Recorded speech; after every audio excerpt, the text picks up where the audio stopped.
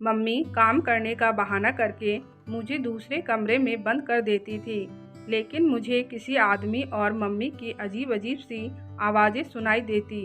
एक दिन मम्मी ने उस आदमी के साथ ऐसा काम किया कि पापा का सर झुक गया। मेरे पापा बिल्कुल भी देखने में अच्छे नहीं थे। मेरे पापा का रंग बहुत ही काला था, लेकिन मेरे पापा बहुत अच्छे इंसान थे। मुझे और मेरी मम्मी को बहुत प्यार करते थे। मेरी मम्मी देखने में बहुत ही सुंदर थी और उनका रंग बिल्कुल गोरा था। मेरी मम्मी की उस टाइम उम्र लगभग 30 साल की रही होगी और पापा की उम्र लगभग 33 साल की रही होगी। मेरी मम्मी पापा को पसंद नहीं करती थी। मम्मी हमेशा पापा से किसी न किसी बात पर झगड़ती रहती थी। मम्मी को हमेशा कोई ना कोई बहाना चाहिए होता था पापा से लड़ने का, लेकिन पापा मम्मी से बहुत प्यार करते थे।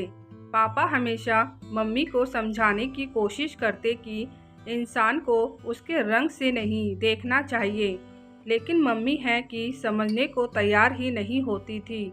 हमेशा अपने मायके वाले को कोसती रहती कि कितने काले इंसान से मेरी शादी करवा दिया है, ना रंग ना सूरत। लेकिन पापा मम्मी की बातों को कभी गंभीरता से नहीं लेते और हंसी में टाल देते। पापा सोचते कि मम्मी कभी ना कभी तो समझ ही जाएगी। हम लोगों का 2 रूम का घर था। पापा इस शहर में जॉब नहीं करते थे, दूसरे शहर में जॉब करते थे और हर रविवार को घर आते थे। जब पापा घर आते थे तो मेरे लिए बहुत सारे खिलौने लेकर आते थे, साथ में खाने पीने की चीज़ें भी लेकर आते थे। उस टाइम मेरी उम्र लगभग 8 साल की थी और मेरा नाम गरिमा है। मैं कक्षा 3 में पढ़ती थी। पापा के आने से मम्मी कभी भी खुश नहीं होती थी और जब पापा नहीं रहते थे तो हमेशा खुश रहती थी। मम्मी कुछ दिनों से अजीबोगरीब हरकत कर रही थी। मम्मी ने मुझे कहा, मैं सिलाई का काम करने जा रही हूँ, इसलिए तू मुझे तंग ना करे, इसलिए दूसरे रूम में जाकर पढ़ाई कर और बिल्कुल भी शोर मत करियो। तेरी बिल्कुल भी आवाज़ नहीं निकलनी चाहिए। और मम्मी मुझे डरा धमका कर दूसरे रूम में बंद कर देती। ये सिलसिला रोज़ चलने लगा। मुझे मम्मी और किसी और की अजीब अजीब सी आवाज़ें सुनाई देती थी, लेकिन मैं इतनी छोटी थी कि मुझे कुछ समझ नहीं आता था। मम्मी मुझे पहले बहुत मारती थी, लेकिन मुझे जब से कमरे में बंद करने लगी थी हमेशा खुश रहती और मुझे भी बहुत ज़्यादा प्यार करती। मैं भी सोचने लगी कि मम्मी जब मुझे इतना प्यार करती है तो मैं भी उनको तंग ना करूं। इसलिए जब भी मुझे मम्मी कमरे में बंद कर देती तो मैं कोई शोर शराबा नहीं करती और अच्छे से पढ़ाई करती। मुझे अजीब तब लगता जब पापा एक हफ्ते में सिर्फ एक दिन के लिए आते तो मम्मी हमेशा पापा से मुंह बनाकर रखती। मम्मी ना ही पापा से ढंग से बात करती और ना ही सही से खाना बनाकर खिलाती। फिर भी पापा हमेशा मम्मी से प्यार से ही बात करते और कोई शिकायत भी नहीं करते, बल्कि पापा हमेशा मेरे खिलौने के साथ साथ मम्मी के मेकअप की चीज़ें भी ला ला कर देते थे। लेकिन मम्मी फिर भी खुश नहीं रहती थी। अब मैं धीरे धीरे बड़ी होने लगी। अब मैं 10 साल की हो गई। अब मम्मी जब भी मुझे कहती कि जा दूसरे कमरे में जाकर पढ़ाई कर और मुझे तंग मत कर, मैं काम करने जा रही हूँ, तो मैं कहती कि मम्मी मैं अब बड़ी हो गई हूँ, मैं यहीं बैठकर पढ़ाई कर लेती हूँ, आपको बिल्कुल भी तंग नहीं करूँगी। तो मम्मी मुझे गुस्से में मारने लगी कि तू जा रही है कि नहीं, जब देखो मेरे आगे पीछे डोलती रहती है। मैं रोने लग गई और कमरे के अंदर चली गई। रोते रोते मुझे कब नींद आ गई मुझे पता ही नहीं चला। जब मेरी आँख खुली तो मुझे किसी आदमी की आवाज़ सुनाई देने लगी। मेरी मम्मी और वह आदमी आपस में बात कर रहे थे, लेकिन क्या बात कर रहे थे ये समझ नहीं आ रहा था।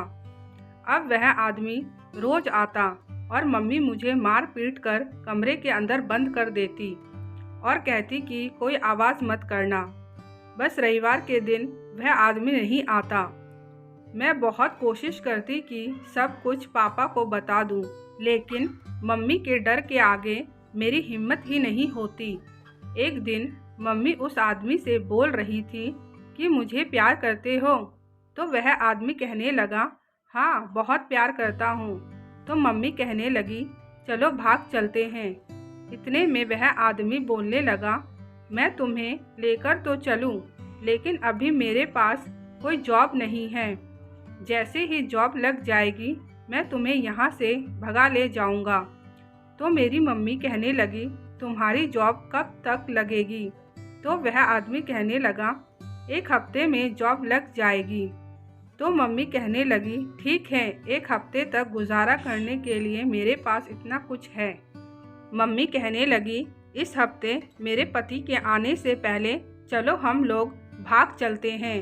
उस आदमी के जाने के बाद मम्मी ने मेरे कमरे का दरवाज़ा खोला। मैंने मम्मी को बोला, मम्मी आप ये क्या कर रही हो? एक तो आप इतने सालों से गलत काम कर रही हो, अब उस आदमी के साथ भाग भी जाना चाहती हो, बल्कि पापा इतने अच्छे हैं फिर भी।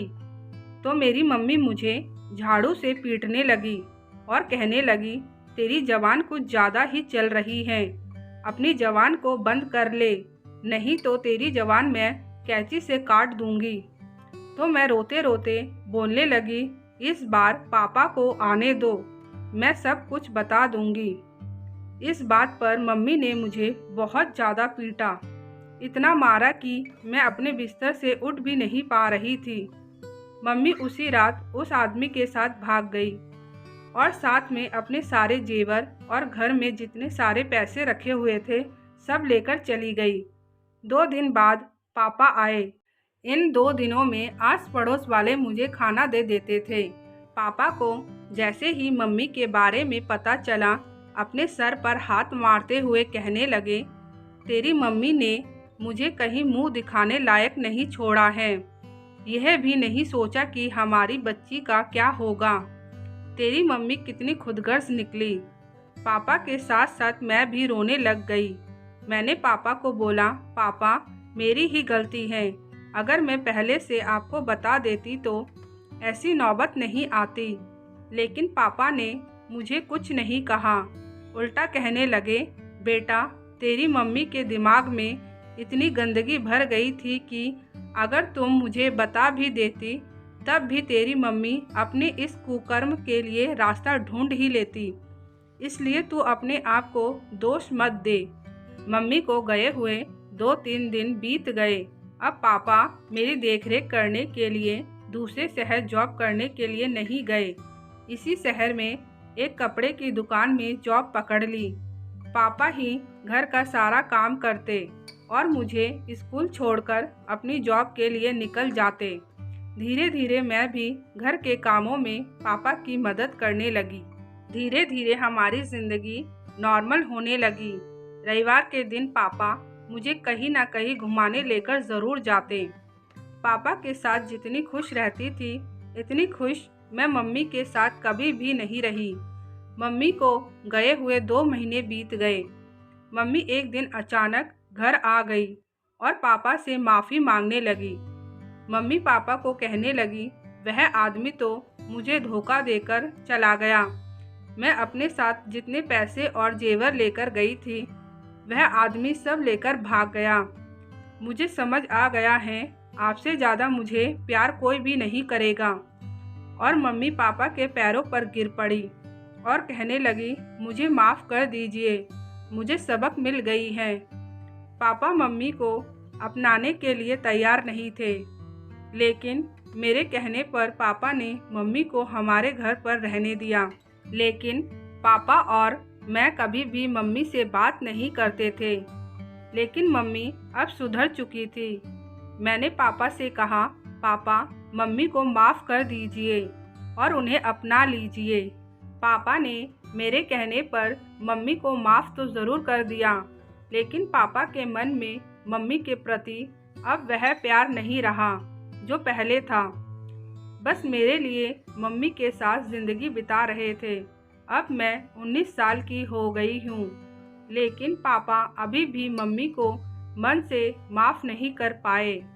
पापा ने एक बहुत ही अच्छा रिश्ता देखकर मेरी शादी करवा दी। जब मेरी विदाई हो रही थी तब मेरे पापा मेरे गले लगकर बहुत रो रहे थे और मैं भी बहुत ज़्यादा रो रही थी। रोते रोते मैंने अपने पापा को बोला, पापा अब तो इतने साल हो गए हैं, अब मम्मी को माफ़ कर दीजिए, उन्हें दिल से अपना लीजिए। मम्मी इतने सालों में बहुत ज़्यादा पश्चाताप कर चुकी हैं, अब उन्हें माफ़ कर दीजिए और उन्हें दिल से अपना लीजिए। अब जब मैं दोबारा अपने मायके आई, पापा और मम्मी के बीच सब कुछ ठीक हो चुका था, जिसे देखकर मुझे बहुत खुशी हो रही थी।